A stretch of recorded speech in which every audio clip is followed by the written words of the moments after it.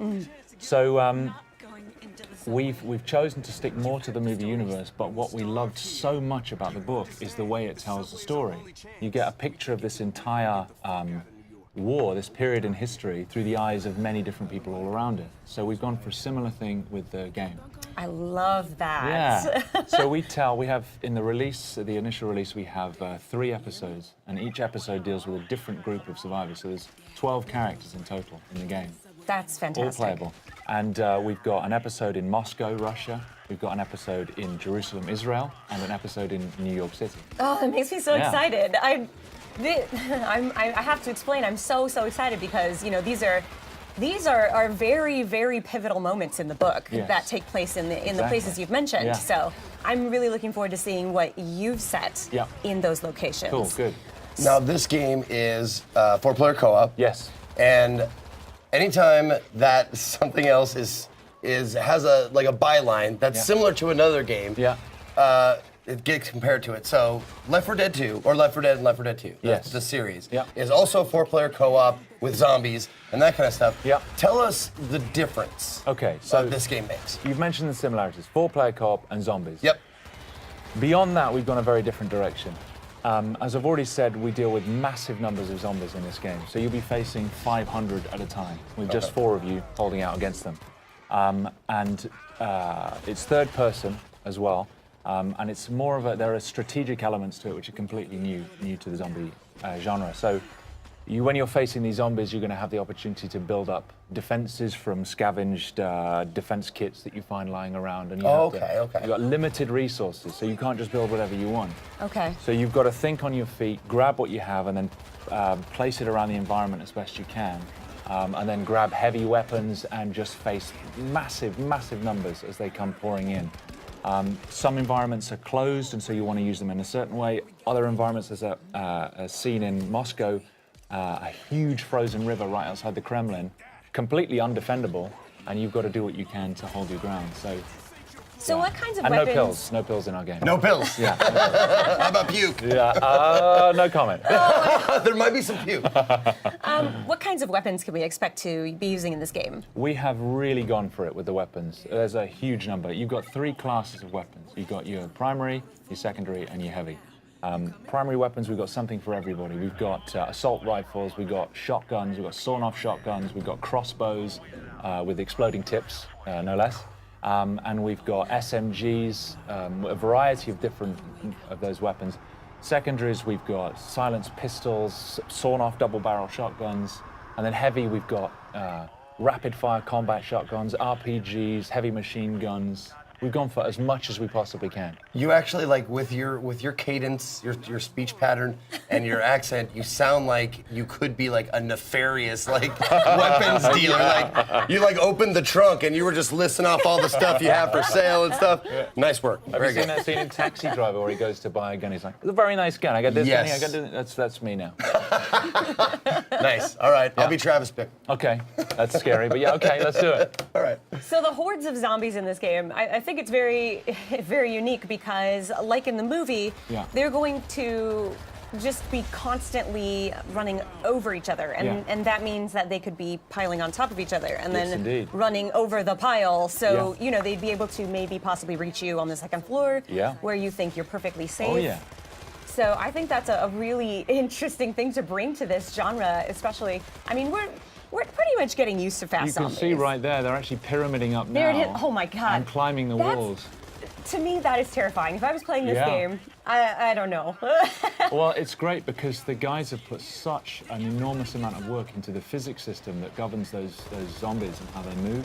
And so you're never safe anywhere. There's nowhere to hide. They will climb the walls, they'll climb over buildings. And actually, when we were designing the zombies, we put a lot of thought into the psychology of the zombie. Because, of course, they have no fear. They're not like another enemy where you can break their morale. They're not afraid of their own, they're not afraid of injuring themselves. So if they see you, they will throw themselves from the rooftops. They will climb through burning cars. They'll do anything to get to you, and they won't stop. No, that's one of the awesome things that we're talking about before we got on stage here was the zombie AI and how they work and stuff like that. And I've always liked the idea better of an intelligent or more like a hunter zombie. Also, can we call them Zeeks? We can call them Zeeks. By the way, zombies are sometimes called Zeeks in this game and in the books and the movies and stuff. So let's call them Zeeks from now on. You heard it here. Anyway, no, I love that the idea of hunting. Like they're trying to eat you for food or trying to procreate, which are like the two basis instincts of any living thing. There's no zombie procreation in our game, I'm afraid to say. Oh, really? Yeah, I'm afraid there's. Oh, that's what I meant. I didn't mean like making love. Okay. I meant like biting and turning. Transmission. Okay. That's what I meant. Okay, right. I see. Okay. Get your mind out of the gutter, man. Come on. Like, what can I do? Oh my goodness. No, they because it looks like they flow like a ant hive. Yes. Or ant hive. Ant colony. Yeah, there you go. an ant colony, yeah. An ant hive, whatever. Yeah, sure. Let's make some metaphors. Sure. But yeah, it looks like they like work like that. Like they swarm. They're not just 500 kind of independent individuals. They respond as a swarm, and so they will move and flow, not just with. When they see you, they'll move towards you the best way they can. But if there's a wall in the way, they'll pyramid up and try and get over the top of each other and over the edge. But also, a lot of them, if you shoot them and they collapse in front of you, the ones behind will just trample over the top of them. Just to get to you. Exactly, just to get to you. And I can tell you, when you're standing there and the only thing you've got is you've run out of primary ammo and you've just got your silenced pistol and you've got 300 zombies coming towards you, it's pretty damn scary. Yeah. Well, that's going to be me, obviously, because I've never been very accurate. I've always been a spray and pray kind of guy. Yeah. But thankfully, you said there's a myriad of weapon choices, so yes. I can be the heavy guy. Yes, you can. Like, yeah. Not just the heavy guy, but there's we've got character development, so you've got progression. As you build up experience, you can develop your character. You specialize in a class. You have a skill tree. You've got weapon progression as well, so you're customizing your weapons and building up on that. So there's just so much room for growth in the game. Can you tell us more about the characters? Are these player created or are these specific characters that you've written? Yeah, so we've written these characters. We've put a lot of thought into their backstories. What I like so much about the book is there's a lot of normal people who survived in the war because of characteristics they already had. We've gone down the same route. So in the New York episode that we're demoing, you've got Arnetta Larkin, who she's a woman. She's doing cable rigging for a power company. And she's just trying to get home to her kids to see if they're still alive. We've got Tashawn Collins, who is a firefighter, was a firefighter. We've got This will be the plague with which the Lord shall strike all men.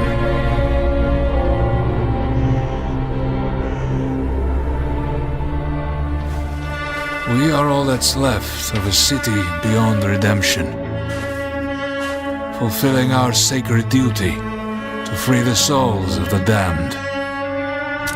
Good to go up here! Mindset. That should hold. Father, forgive us. We shed this blood in the name of mercy.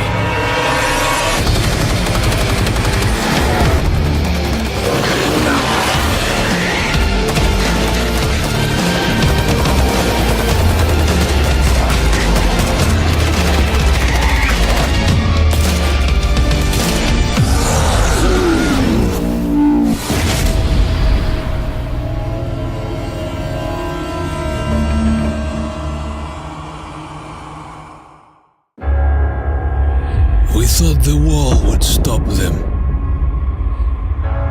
We hoped the cold would freeze them. We thought the army would crush them. But nothing worked. We're all alone.